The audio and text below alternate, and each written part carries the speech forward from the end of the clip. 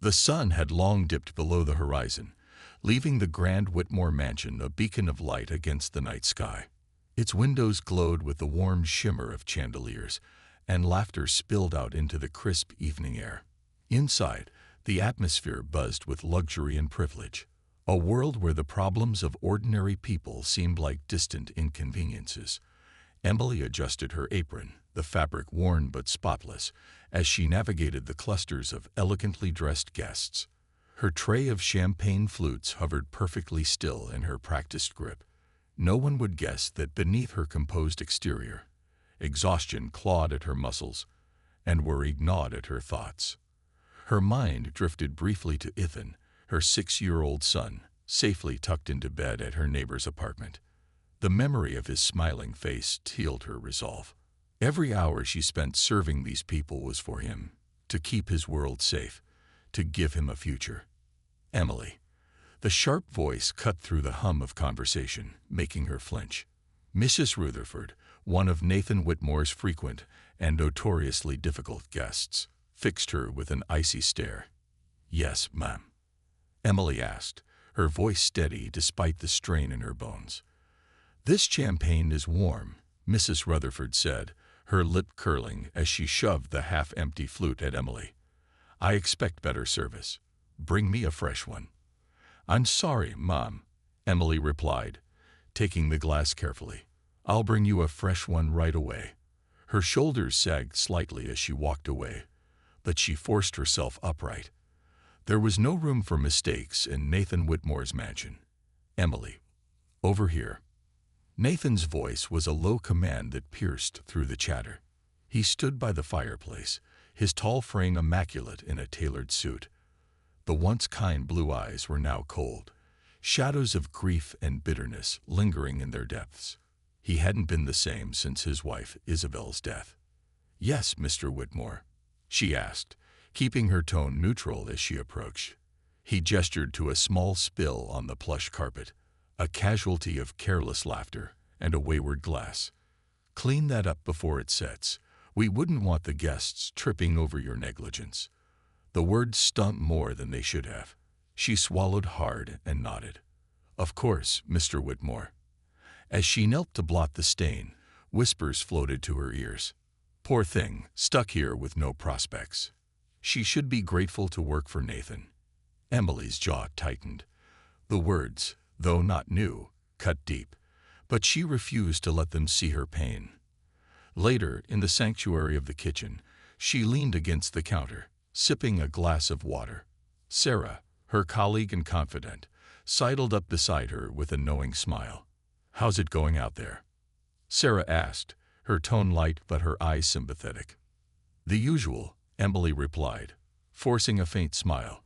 "Champagne complaints, spilled drinks, and enough condescension to last a lifetime." Sarah chuckled.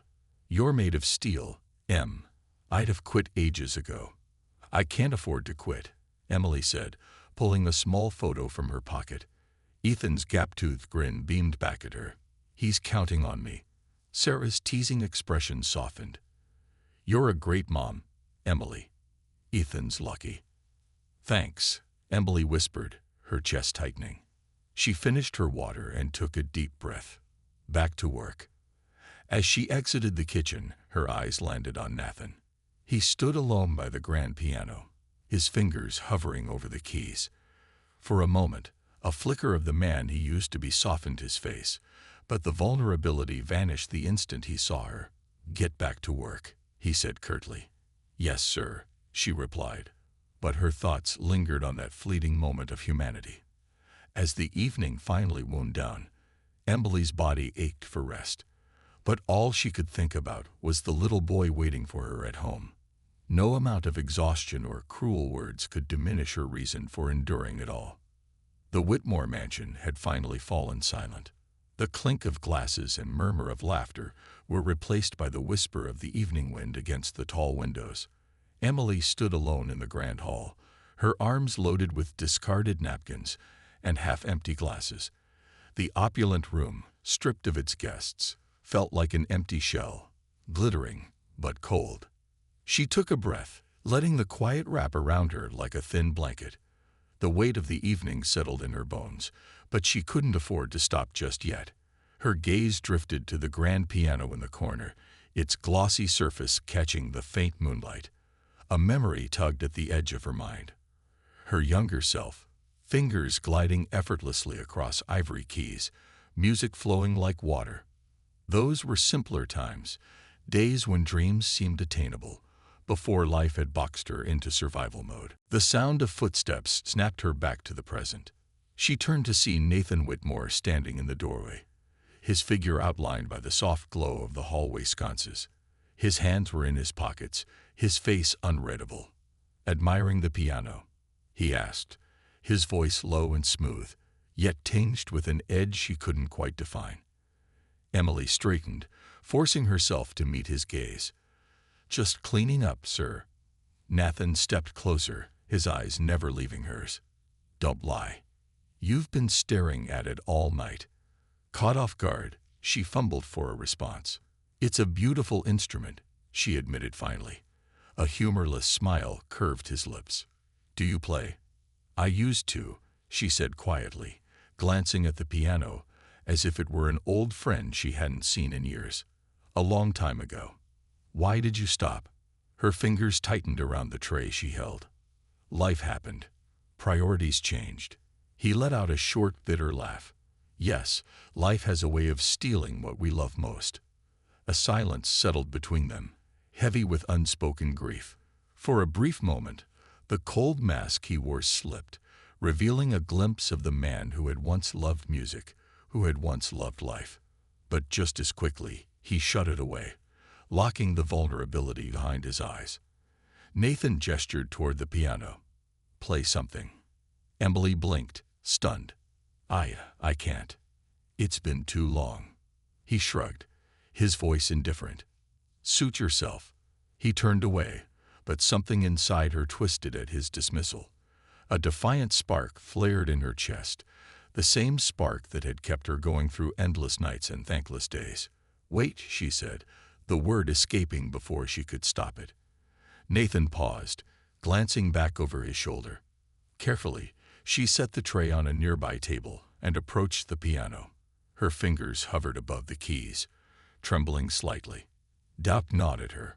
What if I'd forgotten everything? What if I fail? But then she thought of Ethan, of the dreams she'd buried to keep them afloat. She couldn't let fear dictate her life forever. She pressed down gently, the note clear and pure in the stillness. Another followed, then another, the melody slowly unfurling like a long-lost memory. Her fingers remembered, even if her mind hesitated. The music flowed through her, hesitant at first, then surging with a quiet strength. For the first time in years, Emily felt a piece of herself click back into place. When the final note faded, the silence was deafening. She looked up to find Nathan watching her, his expression unreadable, his eyes reflecting something she couldn't name. "That was," he started, but his voice trailed off. He cleared his throat and straightened, the cold mask slipping back into place. "You should get back to work." Emily swallowed, the brief moment of connection vanishing like smoke. "Yes, sir." She turned away, but her heart was beating wildly. The music had stirred something inside her, a whisper of hope, of possibility. A question echoed in her mind. Could that part of me come back to life? As she gathered her things and prepared to leave, she tucked the thought away, like a secret seed buried deep, waiting for the right moment to grow. Morning sunlight filtered through the thin curtains of the small apartment, casting a soft glow on the kitchen table.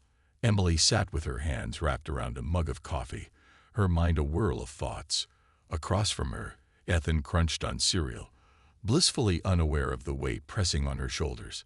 "Mom, you seem quiet," he said, peering at her with his big, inquisitive eyes. "Are you okay?" She smiled, pushing her worries aside. "I'm fine, sweetheart. Just thinking." "About the party?" he asked, excitement lighting up his face. "Are we really going to a big, fancy party like in the movies?" "Yes," she nodded, her smile growing strained. "Nathan Whitmore invited us. It's a special occasion." Ethan's eyes widened. Do I get to wear a suit? Like a secret agent? Emily chuckled softly, though the anxiety in her chest tightened. Yes, we'll find you a suit. The idea of attending a Whitmore party as a guest, not as staff, made her stomach churn. She could handle serving champagne and cleaning up spills, but stepping into their world, pretending to belong, felt like walking a tightrope over a pit of judgment. She finished her coffee, pushing her doubts down. This wasn't about her discomfort. It was about giving Ethan a glimpse of something different, a brief taste of magic. The day disappeared in a blur of errands.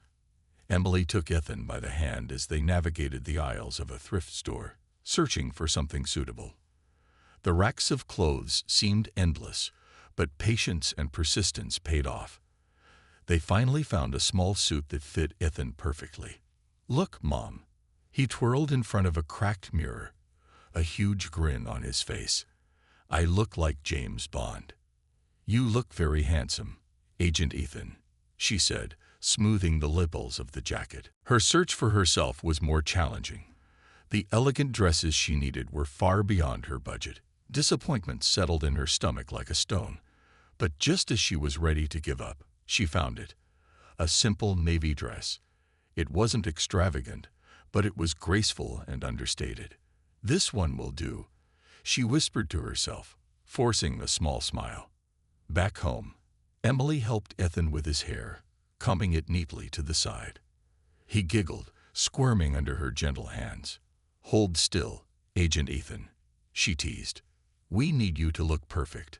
Okay. He laughed, then turned serious. But only if you promise to play with me later. Deal, she said, kissing the top of his head. As she prepared herself, Emily stared at her reflection in the bathroom mirror. The woman who looked back at her seemed like a stranger. Her hair fell in soft curls around her shoulders, and a touch of makeup brought out her eyes. She traced the lines of the navy dress, the fabric smooth beneath her fingertips. When she stepped into the living room, Ethan's eyes widened. Wow, Mom, you look like a princess. Her cheeks warmed. Thank you, sweetheart. And you look like a prince. He grabbed her hand, his small fingers wrapping tightly around hers. Are you nervous? A little, she admitted. Don't worry, he said confidently. We'll be brave together. Her heart swelled with love for her son. Yes, we will. The Whitmore mansion shone like a beacon against the darkening sky. Lights spilled from the windows, illuminating the grand steps where elegantly dressed guests ascended in pairs. The low hum of conversation and the clink of crystal floated through the air. Ethan's grip on her hand tightened. It's like a castle. Mom. She squeezed his hand gently. Stay close to me, okay? He nodded, eyes wide with wonder as they climbed the steps. Every instinct in Emily screamed at her to turn back, but she kept moving forward. For Ethan, she had to. Inside, the grand hall buzzed with life. Crystal chandeliers sparkled above, and the scent of roses and champagne filled the air. Emily felt the weight of every gaze as they entered, the whispers trailing after them like shadows. Nathan Whitmore stood at the top of the sweeping staircase, his eyes scanning the crowd before settling on her. His lips curled into a smile, but it was a smile edged with something sharper. Well, look who decided to join us, he called out, his voice carrying over the noise. The room fell silent. Emily's heart pounded, but she kept her head high. Thank you for the invitation, Mr. Whitmore. Nathan descended the stairs, his presence commanding. He glanced at Ethan, who stood close by, his gaze curious and innocent. And who is this young man? Nathan asked, his tone softening slightly. This is my son, Ethan, Emily said, her hand resting protectively on his shoulder. Nathan crouched slightly, meeting Ethan's eyes. Well, Ethan, I hope you're ready for quite the evening. We don't do anything small around here. Do you have cake? Ethan asked, his voice hopeful.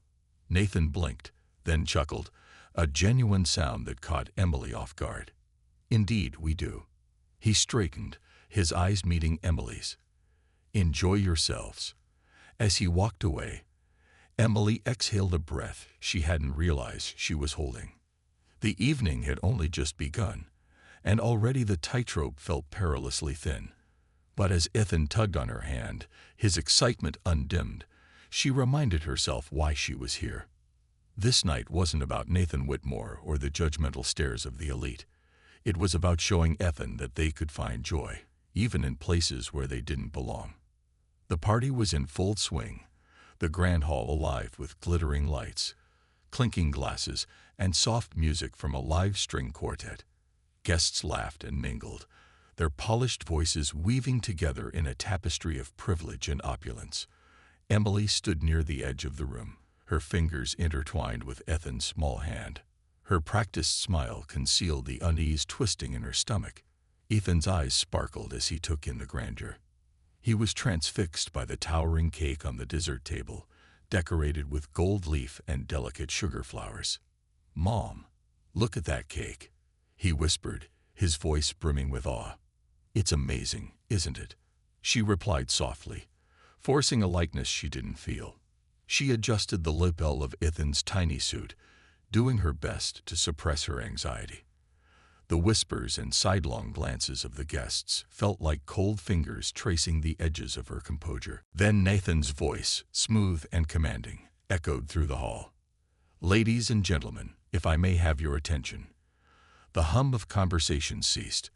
All eyes turned to Nathan, who stood poised at the base of the grand staircase, a glass of champagne in his hand. His smile was practiced, the kind that didn't quite reach his eyes. "Tonight, we celebrate not just another year of life, but the beauty of resilience, of strength." His gaze scanned the crowd before landing squarely on Emily.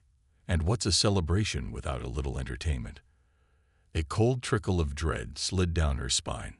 She gripped Ethan's hand tighter. Nathan's smile sharpened. "Emily, would you kindly join us?" The room's attention swiveled toward her, the weight of expectation crashing down like a wave. Her throat went dry. "No, not this. Not here. Mom." Ethan's small voice quivered with uncertainty. "It's okay, sweetheart," she whispered, her heart pounding in her chest. She looked up to see Nathan's gaze fixed on her, challenging, unyielding. She could refuse, but the thought of walking away, of proving Nathan right, that she didn't belong here, made her stand a little straighter. Her fingers trembled, but she took a steadying breath. She let go of Ethan's hand. "Stay right here, okay?" He nodded, wide-eyed, as she walked through the sea of watchful eyes. The silence was suffocating, every footstep an echo of her fear. Nathan gestured toward the grand piano in the corner. "You seemed rather taken with this earlier. It seems only fair that we all share in that appreciation." Her eyes met his, searching for some flicker of mercy. There was none, only cold amusement. "I haven't played in years," she said quietly. "Then it's time to remember," he replied, his voice low but cutting. Her breath hitched. Refusing would only deepen her humiliation. With trembling hands, she approached the piano. The black lacquer surface gleamed, the keys waiting in judgment. She closed her eyes, drawing on a strength she thought was long gone. For Ethan, the memory of his faith in her, his innocent belief that she could do anything, steeled her resolve. She pressed down on the first key. A soft note resonated, fragile yet clear. Another followed, then another, weaving together into a hesitant melody. Her hands remembered what her mind had forgotten. The music grew bolder, stronger, until it filled the room with a bittersweet story of loss and hope. For a few minutes, the world melted away.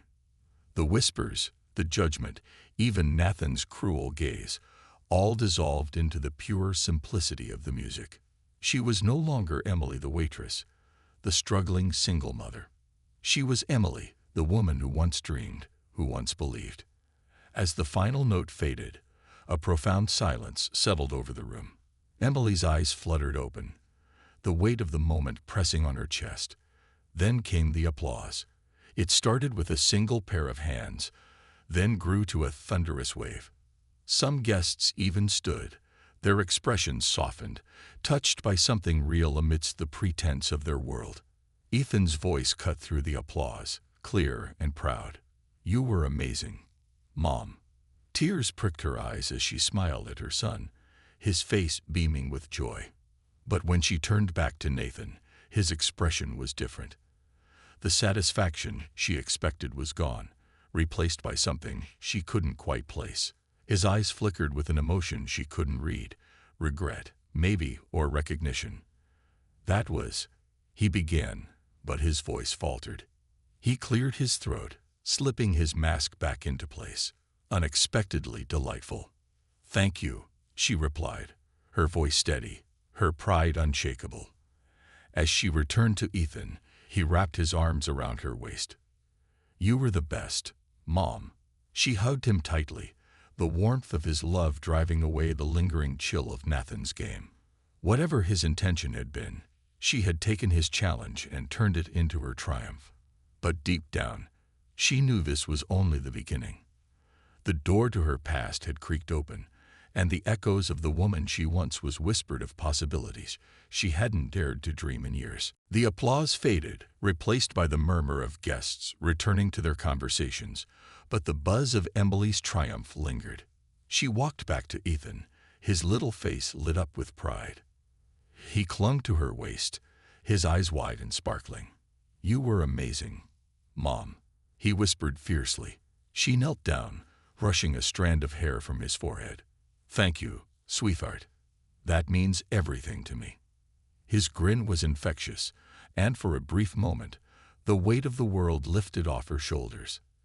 The humiliation Nathan had intended to serve her had backfired, and instead of feeling broken, she felt a flicker of something she hadn't felt in years: pride. She straightened, but as she did, she felt Nathan's gaze on her. He stood at the edge of the crowd, his expression guarded, his eyes unreadable.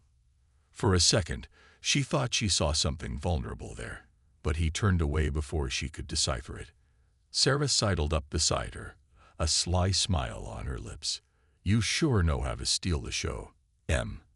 Emily chuckled softly, but her heart was still pounding. "I didn't want to. He gave me no choice." "Well, you showed him," Sarah said, her eyes glinting with approval. "And you showed everyone else, too." Emily's smile faltered as her gaze swept across the room. Though some guests offered her kind smiles, others looked away, their faces etched with disdain. Her performance had cracked the surface of their world, and they weren't sure how to handle it. Nathan's voice, smooth and composed, carried over the room. "Enjoy the rest of the evening, everyone." The string quartet resumed, and the party returned to its usual rhythm. But for Emily, everything felt different now. A line had been crossed, a door opened. She wasn't sure what lay on the other side, but for the first time in a long time, she wanted to find out. Later that night, as the party wound down, Emily and Ethan slipped into the quiet of the mansion's grand entryway. The opulent space, so dazzling earlier, now felt heavy and oppressive. Ethan yawned, his small hand tightening around hers. "Ready to go home, Agent Ethan?" she whispered. He nodded sleepily. "Yeah, it's been a long mission." She smiled, the warmth of his trust filling her heart. "Let's get you to bed." As she helped him into his coat, Nathan's voice stopped her in her tracks. "Emily." She turned slowly, keeping Ethan close. Nathan stood in the doorway of his study, his hands in his pockets, his face shadowed by the dim light. "Come in for a moment," he said. It wasn't a command, but it wasn't exactly a request either. She hesitated, her fingers tightening around Ethan's. "It's late, Mr. Whitmore." His gaze flicked to Ethan, then back to her. "It won't take long." Something in his tone made her curiosity flare. She nodded, guiding Ethan inside. The study was warm, the glow of the fireplace casting flickering shadows on the shelves, lined with leather-bound books. "Sit, if you'd like," Nathan offered, his voice low. Emily remained standing, her posture guarded. "What do you want, Mr. Whitmore?" He studied her for a long moment, his blue eyes sharp yet softened by something she couldn't place. "I underestimated you tonight," he finally said. "I didn't expect you to play like that." Her jaw tightened. You didn't expect me to have anything to offer. His lips twitched into a faint, humorless smile. Perhaps. She shook her head, the anger she'd suppressed earlier simmering to the surface. Was that your plan? To humiliate me? To remind me of my place? He exhaled slowly, his gaze dropping to the floor. At first, maybe. But when you played, it reminded me of something I lost a long time ago. The flicker of pain in his voice caught her off guard. Her anger wavered, giving way to confusion. Why are you telling me this? Nathan's eyes met hers, raw and unguarded for once. Because I see something in you, Emily. Strength. Talent. I didn't expect it, and I don't know what to do with it. She swallowed hard, her mind spinning. This man, who had been cold and unyielding, was showing her a sliver of vulnerability. But she couldn't forget the years of condescension, the countless nights of exhaustion he had contributed to. I'm not your redemption, Mr. Whitmore, she said quietly. I know, he replied, his voice barely above a whisper. But maybe you're your own. Her heart thudded painfully in her chest. She didn't know what to say, what to feel. The room felt too small, too heavy with unspoken words. Ethan's small voice broke the tension. Mom, can we go home now? She nodded, brushing a hand over his hair. Yes, sweetheart. She looked back at Nathan, her eyes steady. Good night, Mr. Whitmore. Good night, Emily, he said, his gaze lingering on her. She turned and walked out of the study, her son's hand firmly in hers. The cold night air hit her as they stepped outside, but it felt cleansing, like a fresh start. As they waited for the car, Ethan leaned against her, his eyes drooping with sleep. You're really brave, Mom. She kissed the top of his head, her voice soft but resolute. So are you. For the first time in years, a spark of hope flared in her chest. Maybe there was more to her life than she'd allowed herself to believe. Maybe the music, the strength, and the dreams weren't gone forever. They were just waiting for her to reclaim them. And she would. The night air was crisp as Emily and Ethan stepped out of the mansion and into the waiting car. As they settled into the back seat, Emily exhaled deeply, the weight of the evening finally beginning to lift from her shoulders. Ethan leaned his head against her arm, his eyes heavy with sleep. You were really brave tonight, Mom, he mumbled, his voice drowsy. Emily brushed her fingers through his hair, her heart swelling with love. Thank you, sweetheart. So were you. The car ride was quiet, the hum of the engine a soothing backdrop, as the lights of the city blurred past the windows. Emily's thoughts swirled. Nathan's unexpected words replayed in her mind. Maybe you're your own redemption. She wasn't sure what he meant, or what he wanted from her. But one thing was clear. Something had shifted. The door to a part of herself she'd thought was long dead had creaked open, and now the choice to step through was hers.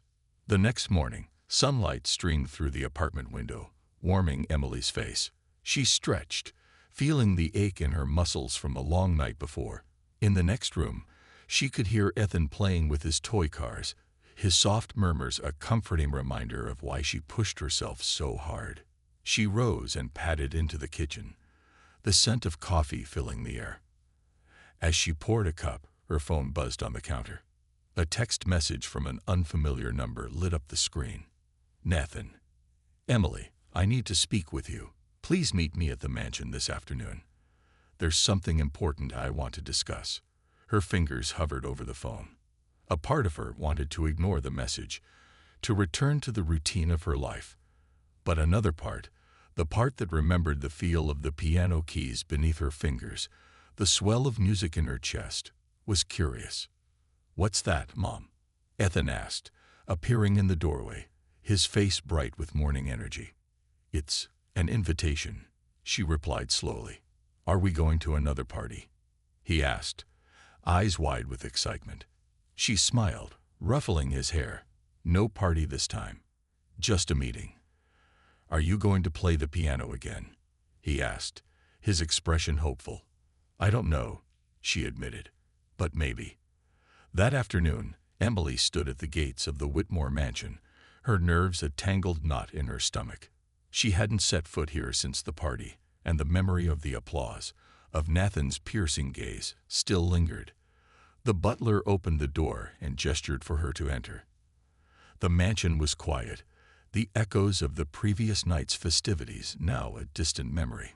She was led to Nathan's study, the same room where vulnerability and tension had briefly danced between them. Nathan stood by the fireplace, his back to her. The flames cast flickering shadows on the walls, adding a warmth that the man himself often lacked. "Emily," he said, turning to face her. His expression was serious, but his eyes held a softness she hadn't seen before. "You wanted to speak with me," she said, her voice even. He nodded, his fingers tapping against the edge of his desk. "I've been thinking about last night, about your talent, and about what you've endured working here." She stiffened slightly. "Is this another game?" He shook his head. "No, no games this time." There was a pause, heavy with unspoken truths. "I want to make you an offer," he said finally. "I host charity events regularly. Music was always a centerpiece when Isabel was alive. Since she passed, that part of these events has been hollow. But when you played last night, it was the first time I felt something real." Emily's heart thudded. "You want me to play at your events?" "Yes," Nathan said, his voice firm. "I'll pay you fairly. You'll no longer serve drinks or clean up after guests. You'll perform, as an artist should." She swallowed hard, her thoughts a storm of emotions. The offer was more than she had ever expected, more than she had ever allowed herself to dream. But doubt crept in. Could she trust him? Was this just another way to control her? "Why me?" she asked, her voice barely above a whisper. "Because you remind me that life can still surprise us," Nathan admitted. "You're stronger than anyone here gives you credit for. And you deserve more than this." Emily took a shaky breath. The door was open, but stepping through it felt like stepping off a ledge. She thought of Ethan, of the future she wanted for him. A future where his mother was not just surviving, but living. "I need time to think," she said finally. Nathan nodded, respect flickering in his eyes. "Take all the time you need." As she turned to leave, he spoke again, his voice softer. "For what it's worth, I believe you can do this." She paused, his words settling in her heart like a tentative promise. Then she walked out, the weight of the decision pressing on her shoulders. That evening, as Emily tucked Ethan into bed, his sleepy eyes peered up at her. "Mom, are you going to play the piano again?" he asked. She brushed a strand of hair from his face, her heart full. "Maybe, sweetheart. Maybe it's time." Ethan smiled, his trust in her unwavering. "I think you should." As she watched him drift off to sleep, the choice became clear. It was time to stop hiding, to stop surviving out of fear. It was time to reclaim the music, to reclaim herself. Morning sunlight flooded the small apartment, bringing with it a sense of clarity Emily hadn't felt in years. She sat at the kitchen table, her fingers tracing the rim of her coffee cup. The weight of Nathan's offer still pressed on her mind, but beneath it was a seed of something new, hope. Ethan burst into the room, his face alight with excitement. "Morning, Mom. Did you decide yet? Are you gonna play the piano again?" She smiled, his enthusiasm chipping away at her lingering doubts. "Yes, sweetheart. I think I am." Ethan's eyes widened, and he threw his arms around her neck. "You're the best, Mom. I knew you could do it." His unwavering belief in her was the final push she needed. The fear, the hesitation, they were still there, but they no longer held the same power. She had spent too long hiding from the world, from herself. Now it was time to step back into the light. That afternoon, Emily stood once more at the gates of the Whitmore mansion. But this time, she wasn't a waitress, an outsider. She was a musician reclaiming her place. She took a steadying breath and walked through the doors, her steps confident. The butler led her to the same study, where Nathan waited. The fire crackled softly in the hearth, casting warm shadows across the room. "Emily." Nathan greeted her, his voice careful, as though he feared her answer. She met his gaze, her eyes steady. "I'll do it." Relief flickered across his face, quickly replaced by something she couldn't quite name. "I'm glad to hear that," he said, his voice soft. "You won't regret this." "I'm not doing this for you, Mr. Whitmore," she said firmly. "I'm doing it for myself. And for Ethan." He nodded, a ghost of a smile touching his lips. "That's exactly why you'll succeed." In the weeks that followed, the world seemed to blur into a whirlwind of rehearsals, preparations, and rediscovery.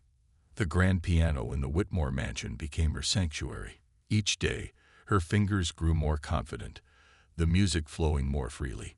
She played late into the evenings, the notes echoing through the empty halls, stirring memories she'd long buried.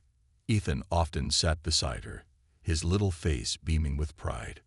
"You're amazing, Mom," he'd say, his words a balm to her weary heart.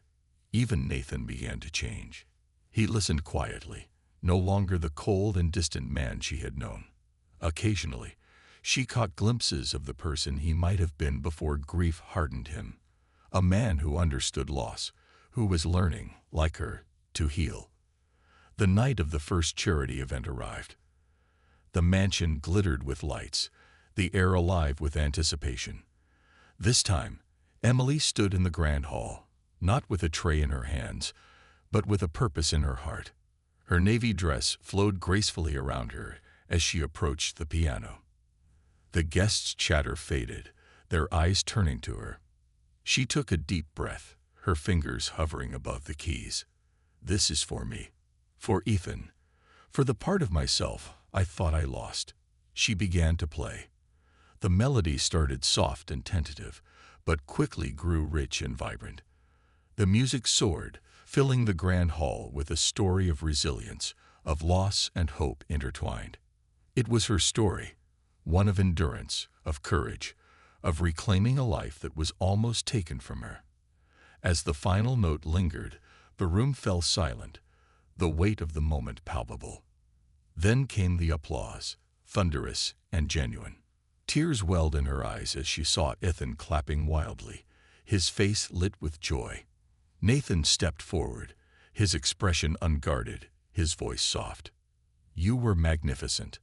For the first time, she believed it. That night, as she tucked Ethan into bed, he snuggled under the blankets, his eyes shining. "You did it, Mom," he whispered. "You really did it." She kissed his forehead, her heart full. "We did it, sweetheart." As she sat by his bedside, she realized she was no longer the woman surviving in the shadows. She was someone new, someone who had faced her fears and found strength on the other side. The future was still uncertain, but now she wasn't afraid. She had music, she had her son, and most importantly, she had herself. And that was enough.